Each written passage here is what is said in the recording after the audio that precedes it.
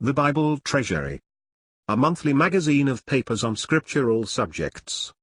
Volume 17, Article 17, 1888 and 1889. Mr. Bartletts' Bampton Lectures on the Letter and the Spirit. The author writes without faith. It is not incompetence only. The late Dean Burgon was not always wise in what he wrote, as indeed he was not without strong prepossession and prejudice, but he was never without confidence in every tittle, not of the received text, but of God's written word. Not so Mr. R. E. Bartlett, who, in the spirit of this evil age, asks, do men care less for the spirit of the Bible because the superstitious reverence for its letter has been overthrown? He is a skeptic of the Pharisee school, or worse if this can be. Just weigh the wicked folly of his hypothesis. A man full of the Holy Spirit will strive to pour forth to others the gift which God has committed to him to profit withal, but when he would do this in words, he finds that the more he is possessed with the Spirit, the more he is straitened, hampered, baffled by the limitations of speech. He speaks with stammering lips. His utterances are broken, abrupt, inconsequent. And still, more in writing does the mechanical process tend to check and impede the spiritual force.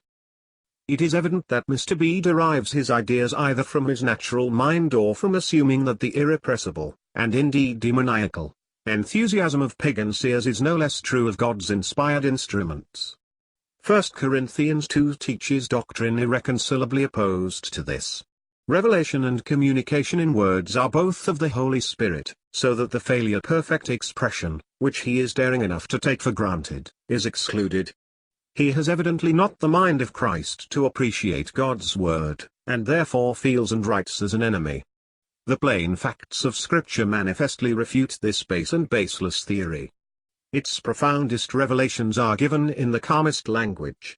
What can be found so deep as Christ's words in the Gospels, especially in the fourth? Where is language so simple and pellucid to the spiritual ear? Like many other doubters, Mr. B looks for inspiration since the Bible. This is natural for one who denies its reality there.